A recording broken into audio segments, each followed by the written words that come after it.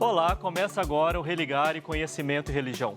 A espiritualidade vem sendo tema de estudos em diferentes áreas do conhecimento. O que antes era ligado apenas às instituições religiosas, hoje já ultrapassou essas fronteiras. Nessa linha, há algumas décadas, pesquisadores e pesquisadoras cunharam a expressão inteligência espiritual. Qual a relação entre essa inteligência e a construção de sentidos para a vida? Hoje no Religar eu recebo Jonathan Félix de Souza, ele é editor-chefe da revista Censo e mestre em Ciências da Religião pela PUC Minas. Bem-vindo, Jonathan. Obrigado, Flávio. É uma alegria estar aqui. Participe do Religar enviando perguntas e comentários para o nosso WhatsApp. Anote aí o nosso número, 31, que é o código de área aqui de Belo Horizonte, 99642-8473. E se você aí de casa quiser rever esta entrevista ou tantas outras que nós fizemos ao longo desses 15 anos de programa, acesse o YouTube e procure por Religar e Conhecimento e Religião. E se você quiser receber as nossas atualizações, marque no sino. Gostou do programa? Então é só compartilhar as entrevistas do Religar em suas redes sociais. Jonathan, como é que você chegou ao tema esse da inteligência espiritual, essa temática de espiritualidade não religiosa, tendo vindo da área de gestão, né? Sua formação é na área de administração, né? Você é formado em administração. Isso, é a minha primeira formação. Eu tenho uma grande experiência, assim, desde os 15 anos de idade, vivência na igreja, e essa vivência na igreja me levou para movimentos sociais. E nos movimentos sociais também eu tinha contato com diversas redes ecumênicas, diálogo interreligioso. Então, esse tema da espiritualidade sempre me encantou. Então, tanto na adolescência e na infância, isso me chamava a atenção, até na família. Antes de você ir para a faculdade, então... Exatamente. Esse interesse pelo tema espiritualidade vem dali, até pelo diálogo em casa, família católica, evangélica. Então, aquela coisa sempre me chamava a atenção. E aí, na formação da administração e depois atuando na gestão, começou a aparecer esse tema espiritualidade dentro das empresas. E tudo na empresa tem uma intenção, tem um porquê. E aquilo me incomodou. Para que essa espiritualidade? Por que esse tema está chegando aqui na área de gestão de pessoas, treinamento de coaching, retiros de finais de semana para executivos? Qual que é o interesse do capital nesse tema? Então, foi a minha primeira questão, assim, tem algo aí atrás. E aí que eu desenvolvi espiritualidade para quem e para qual objetivo. Sim. Você, agora, no seu mestrado em Ciência da Religião, aqui na PUC Minas, você fez uma pesquisa sobre inteligência espiritual. Que autores você trabalhou? Como que esse tema ele comumente é abordado? Então, o tema inteligência espiritual é um tema que está em construção. Então, várias pessoas estão tentando chegar a uma definição desse conceito. Primeiro, eu fui em Gardner, que é um pesquisador que cunhou o termo inteligências múltiplas. E a partir desse conceito dele, que ele considera as inteligências como um potencial, uma capacidade biopsicológica que pode ser ativada no cenário cultural, ele desenvolveu essa abertura para não a inteligência como sentido único, mas de forma múltipla. Então, o ser humano desenvolve inteligência musical, inteligência sexual, inteligência linguística, inteligência interpessoal. E dentro dessa discussão surgiu o tema inteligência espiritual, que em Gardner ele prefere chamar de inteligência existencial. E aí outros autores, como Zohar, Toralba, começaram a desenvolver o tema inteligência espiritual como uma capacidade de construir sentidos abertos, de buscar soluções para questões do dia a dia, responder perguntas como por que eu estou aqui, qual que é o sentido da vida, de forma bem aberta. Essa é uma literatura que começa a circular mais ou menos em que período? Em 1990. Na década de 90, então. Porque esses livros, inclusive, eles são de acesso do grande público, né? Exato. Não especificamente de quem estuda esse tema, em alguma ciência específica, não. Acho que circulou o grande público. Não, de forma muito aberta. Então, você vê os livros, quando o Gardner ele traz o conceito de inteligência espiritual, isso abre muito. Então, o conceito de inteligência espiritual ele começa a ser trabalhado muito forte dos Estados Unidos e ganha uma repercussão internacional. Nessa mesma época, a tradução que chega no Brasil é mais ou menos o mesmo tempo que Estados Unidos. Nessa mesma época. E por volta de 2006, lança um novo livro que é Capital Espiritual. Então, os gestores já começam a identificar e dizer que a espiritualidade é o grande capital da nossa época. é um grande boom, então por isso esse interesse cresce e as pessoas começam a entender que tem algo que pode contribuir para o processo de gestão e gerar mais lucro, gerar mais relações pessoais, gerar mais valor dentro da empresa. Sim. Você trabalhou com outro tema também, que é qualidade humana profunda, para se referir àquilo que comumente é chamado de espiritualidade, né? O que quer dizer essa expressão? Então, essa expressão é a expressão do Corbí, é um autor catalão, que desenvolveu o termo qualidade humana e qualidade humana profunda. Qualidade humana, ele quer dizer que nós temos duas dimensões, uma dimensão relativa e uma dimensão absoluta, que ele chama de qualidade humana e qualidade humana profunda. Essa qualidade humana profunda, que é algo referente a nós, animais humanos, essa capacidade que a gente tem, essa capacidade que a gente tem de resolver questões, de lidar com questões da vida, da relação com o indivíduo, com o grupo. E a qualidade humana profunda, essa capacidade que a gente tem de pensar, de sentir de forma... o Corbet até coloca de uma forma mais intensa essa qualidade humana e, a partir dela, trazer valores para o dia a dia. É possível, você que trabalha com o campo da gestão, observar mesmo esse maior interesse na temática da espiritualidade ou se trata de algum tipo de modismo, coisa de época? Qual que é o lastro mesmo dessa discussão nesse campo? Então, no primeiro momento, eu falava assim, isso é uma modinha, isso é algo que está chegando na empresa, como várias coisas chegam como coaching e outras técnicas chegam como moda para suprir uma necessidade, eu pensava que a espiritualidade também estava indo na mesma direção. Mas aí eu percebi que não, que realmente falta algo nessa sociedade, que é a sociedade do conhecimento, que é uma sociedade de conhecimento que vive da geração de conhecimento de diversos tipos, conhecimento técnico-científico, com conhecimento axiológico, falta esse tipo de conhecimento, que é um conhecimento que dá valor às ações do dia a dia. Quando a gente fala em sociedade do conhecimento, enfim, é falar da nossa época, é falar de algo que impõe um ritmo totalmente diferente no modo de organizar a vida, não? Hoje a sociedade do conhecimento é uma sociedade que o Corbet fala que está numa dinâmica acelerada. Então, tudo hoje é muito rápido. A gente tem a sensação hoje das informações, qualquer informação que a gente recebe no nosso celular, ou daqui a um mês a gente percebe, nossa, já tem tanto tempo que isso passou. E também, dentro das empresas, tudo é muito rápido. Uma ação que você tem que tomar, ela é em curto espaço de tempo e ela gera um grande impacto. E essa sociedade de conhecimento, ela está sendo impelida, ela é tomada por uma rapidez, que é uma rapidez que está totalmente focada na questão técnico-científica mesmo. Então, hoje a tecnologia, ela tomou conta da nossa vida. E esse aceleramento, que é baseado nas tecnologias, muitas das vezes, ele não tem o valor e não faz coisas que nós humanos fazemos. Quando a gente fala em religião, em geral está associado a valores que têm um certo grau de perenidade, né? São valores estáticos, né? Inclusive o Corbet faz uma crítica a isso, né? Dizendo que religião está associada a esse tipo de saber, até pelo próprio momento, né? em que surgem esses discursos. Dá para transpor essa dinâmica de sociedades estáticas para sociedades em contínua transformação? O que acontece com a espiritualidade nesse contexto? É aí que o Corbet ajudou bastante nessa interpretação desse fenômeno da espiritualidade nas sociedades do conhecimento que muitas vezes é afirmada como uma espiritualidade não religiosa, que na época que as religiões nascem, elas nascem em um modelo de sociedade com os padrões eram fixos, as coisas eram reveladas por Deus, tinha um padrão que era imposto, o trabalho, a religião, tudo muito junto, as próprias ferramentas do trabalho, elas já tinham um próprio valor axiológico ali. E agora, na sociedade de conhecimento, não. Tudo é muito fluido, tudo é muito dinâmico, não existe padrão fixo. E a espiritualidade nasce, a pergunta, né? Onde a espiritualidade, então, está nesse momento?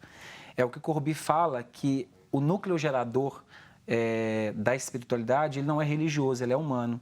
A espiritualidade é justamente essa capacidade que a gente tem de perceber, de sentir, de perceber tanto a gente, de perceber o outro, de perceber todo esse espaço que a gente está. E olha só o que a Carolina Santana lá da Pampulha pergunta para você. Podemos considerar que a espiritualidade nem sempre está ligada a uma religião? Podemos. Eu acredito que sim, e a pesquisa tem levado a isso. E o fato da espiritualidade, por exemplo, aparecer hoje dentro das empresas e poder ser cultivado dentro das empresas sem nenhuma conexão com a religião, já comprova isso, já é um indicador que essa capacidade é uma capacidade humana e não uma capacidade religiosa. Bom, a gente vai poder falar daqui a pouco e um pouco mais sobre se é possível falar numa espiritualidade não religiosa. Hoje no Religar eu recebo o Jonathan Félix de Souza. Nós estamos conversando sobre inteligência espiritual. Você pode enviar perguntas e comentários para o Jonathan através do nosso WhatsApp. Anote aí o número 31, que é o código de área de Belo Horizonte, 99642-8473. Nós vamos para um rápido intervalo e voltamos já.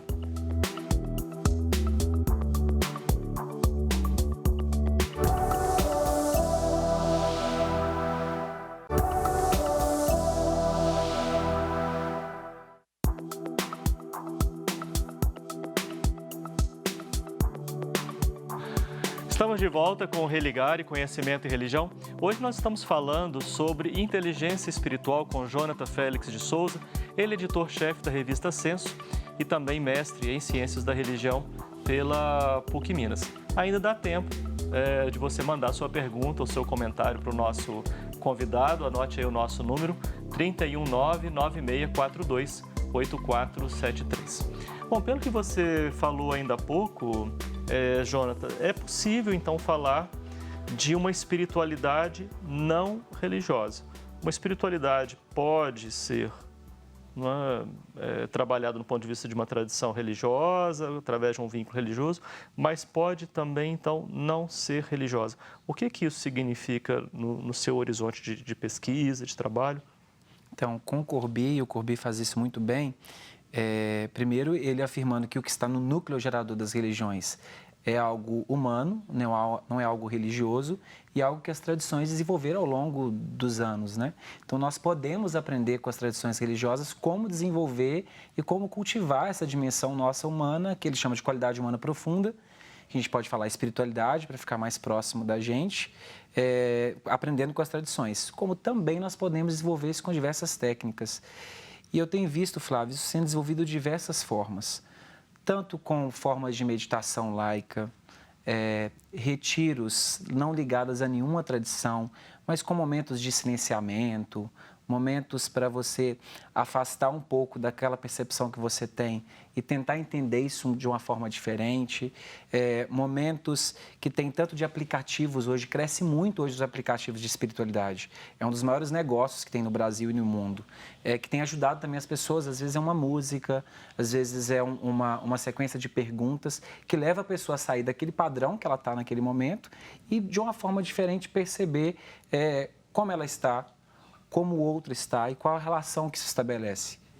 Sim. Bom, mas as religiões, o que nós vamos fazer com esse patrimônio das religiões para essas pessoas que estão optando por viver uma espiritualidade sem vínculo com as instituições, com as tradições? É possível, de alguma maneira, se apropriar, aproveitar, né, dessa herança, das tradições de sabedoria, das tradições religiosas? Olha, Flávio... Ou significa que a espiritualidade não religiosa diz um não para tudo isso? Pelo contrário, nós podemos aprender muito e precisamos aprender, até porque é uma grande herança cultural. Se a gente deixa isso tudo aqui e fala assim, a partir de agora... a gente não tem nada mais com isso, as religiões não têm nada para ensinar para a gente, e a partir de agora, nenhum vínculo. A gente quebra e a gente pode ter aí uma grande catástrofe, até cultural, por não saber lidar com esse diálogo que a gente pode falar, um diálogo intercultural, desse momento que a gente tem agora, que é um momento que não tem esses padrões fixos, que não tem esses padrões estabelecidos, respostas que vinham de Deus, do sagrado, mas nesse momento, como que a gente pode desenvolver aquilo que as diversas tradições, o cristianismo, o budismo, o judaísmo, como eles acessavam isso, como que eles desenvolviam, como que eles construíam respostas para o seu dia a dia, cultivavam as suas relações, colocavam valor nessas coisas, aprendendo as técnicas deles, a forma que eles desenvolviam, a gente pode também aprender como desenvolver, porque não tem nada de religioso aí, tem uma forma de acessar e de desenvolver. Sim. Você fez uma pesquisa bem interessante, pegando a sua própria área, né, de formação, que é a administração. Bom, mais recentemente também você concluiu a sua formação em pedagogia, além do mestrado que a gente já mencionou aqui. Mas você pegou essa área de administração e procurou os artigos que estavam sendo publicados sobre espiritualidade e você perguntou se tinha ou não tinha vínculo com uma perspectiva religiosa. Lá você fala de epistemologia mítica, né? O que você encontrou nessa sua pesquisa? E parece que já chegou mais perguntas. Enquanto você responde, vou dar uma olhadinha aqui nas perguntas que chegaram. O que eu encontrei na pesquisa das ciências administrativas no Brasil foi uma mistura. Os autores, acho que pela sua experiência religiosa, os autores também pelo acesso aos estudos de religião que cada um tem, eles misturavam as duas coisas. Por um momento, eles afirmavam que o que estava sendo cultivado dentro das empresas era uma espiritualidade não religiosa, um constitutivo humano, não tem ligação com a fé. E, por um outro momento, eles se baseavam toda a construção deles em dogmas, ritos. Então, ainda dentro do campo das ciências administrativas, não tem ainda muita nitidez, assim, não tem um caminho muito certo de qual que é o modelo de espiritualidade. Por um lado, alguns autores afirmam que é uma espiritualidade não religiosa, um constitutivo humano, e por outro, afirmam não, é uma espiritualidade religiosa, a gente pode aprender com isso. Eu acredito que isso tem muito a ver com o Brasil. Com as tradições? Com as tradições religiosas. E levam isso para dentro das empresas? E levam isso para dentro. Então, eles vão basear, Jesus disse dessa forma, Kardec falou para a gente dessa forma, então a empresa ela tem agora um karma a ser vivido, então tudo isso vai perpassar as áreas das empresas vivendo esse momento que a gente está vivendo todo misturado. Tá, então leva o conteúdo religioso explicitamente para o âmbito das discussões internas na empresa. Isso que você encontrou? Exatamente. E ainda talvez por não ter uma base, talvez, por exemplo, como o Corbi, para diferenciar o que é o núcleo religioso e o que é o núcleo humano, isso ainda se mistura. Bem, então é algo que está em construção, né? O Carlos Silva, lá do Anchieta, dá os parabéns ao programa. Obrigado, Carlos. Ele pergunta, a espiritualidade é uma forma de vida? Sim, eu acredito que sim, pela pesquisa é um pouco que a espiritualidade é uma qualidade humana profunda, faz parte da gente, é um constitutivo humano.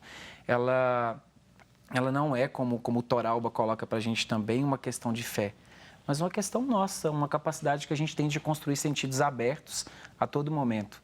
Então, nós vamos aprender tanto com as tradições, com essa forma de desenvolver essa capacidade, como também hoje no dia a dia, na forma da gente relacionar, na forma da gente construir novos projetos, novos pactos éticos para essa sociedade que a gente está vivendo. A Poliana Lucena, lá da Cidade Nova, é possível uma mesma igreja trabalhar a espiritualidade de formas diferentes? Então, eu acredito também que é possível trabalhar de diversas formas diferentes. A gente pega, por exemplo, a experiência católica. Eu venho de tradição católica. É muito rico, dentro da Igreja Católica, a espiritualidade carismática, vicentina, de Santo Agostinho, marista, da libertação. Então, tem várias formas de cultivar. Cada um ali com um pontinho diferente, partem do próprio cristianismo, mas desenvolve de forma diferente. Então, eu acredito que, por essa experiência, por exemplo, dentro da Igreja Católica e também no encontro diálogo religioso, é possível ter várias formas de desenvolver, porque é humano, né?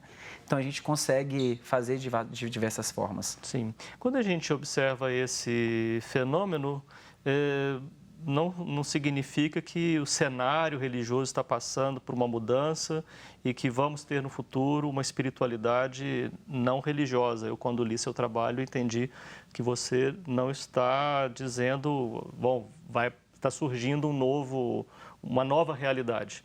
Não é mais que, na realidade ampla das religiões e das experiências religiosas, há um movimento que aponta para essa direção e para esse caminho. Eu gostaria que você comentasse um pouco sobre isso, porque exatamente me chamou a atenção algumas reações, não especificamente ao seu trabalho, mas uma outra pesquisa sobre esse mesmo tema. E as pessoas estavam assim, não, mas as religiões estão presentes, elas estão aí, elas têm um papel na sociedade, elas estão desempenhando um papel na sociedade. Vocês estão falando que a religião, a experiência religiosa está indo para uma outra direção. Como é isso? É parte de um fenômeno? Que parte é essa? Não é? Ela aponta alguma coisa de transformação assim, para o cenário mais geral? Isso está dentro de um cenário global, onde todas as empresas, por essa dinâmica acelerada que a gente está vivendo, uma economia cada vez mais conectada, isso interfere e traz novas formas. Então, todas as culturas, as diversas formas de ser, de sentir, de fazer, se encontram. E esse encontro não quer dizer que essa tradição vai acabar. Então, a gente não está falando do fim do cristianismo e de outras religiões. O fim da religião. É o fim da religião. As pessoas têm muito medo disso, né? Tem um medo, mas não, pelo contrário. O que está surgindo é a identificação de fenômeno que isso é possível também fazer sem a religião. É possível a gente cultivar essa dimensão que é humana dentro de uma empresa, dentro de um bar, dentro de um sítio. De diversas formas eu posso cultivá-la e também posso aprender com as tradições. Então, as empresas entendendo que essa capacidade é importante para esse momento, porque uma coisa que durante o trabalho a gente estabelece, principalmente com o trabalho que o Corbi vai diferenciando as sociedades pré-industriais, industriais e a sociedade do conhecimento. A gente precisa entender todo esse movimento para perceber esse grande, talvez um grande caldeirão cultural, que a gente está tudo junto ali com diversas formas de ser e de fazer. Uma sociedade como a brasileira, ela é mista nesse sentido, né? A gente tem esses momentos todos juntos. Quando você fala tanto da empresa, o lugar da espiritualidade na empresa, eu fico sempre com a pulga atrás da orelha, você já até sabe o que eu vou te perguntar, né? Porque qual que é o interesse mesmo da empresa? Não é o cultivo da qualidade humana? Ou os interesses do capital estão se sobrepondo até mesmo, né, para uma empresa fomentar o cultivo da espiritualidade? Então, você sabe que eu não confio muito, né? Eu também não confio muito, não. Eu acho que tem dois caminhos. Eu acho que não tem uma resposta única. Eu acho que existe, sim, o interesse da empresa ter mais lucro, mais forma da empresa construir crescimento e perenidade. Isso aparece em todas as pesquisas. O nosso objetivo é ter mais lucro, continuar e permanecer nesse mercado competitivo. Mas, por outro lado, também, desse cenário dentro das empresas, que é um cenário agressivo, egocêntrico, também aparece um grupo querendo trazer mais humanidade e forma das relações dentro das empresas. E aí que entra um lado positivo da espiritualidade no cenário empresarial. Bom, melhor que seja assim. Vamos seguir por esse caminho, então. Vamos. Muito obrigado, viu, Jonas, por você ter vindo aqui. Obrigado, Raquel Vasconcelos, que deixou também os parabéns aqui para o nosso programa de hoje. O Religar é um projeto de extensão do Programa de Pós-Graduação em Ciências da Religião da PUC Minas. Conheça mais sobre as nossas atividades e cursos acessando a nossa página, que está em pucminas.br/ppgcr. Muito obrigado pela sua companhia. Semana que vem nós voltamos com mais um Religar e Conhecimento Religião. Um abraço muito cordial e até lá.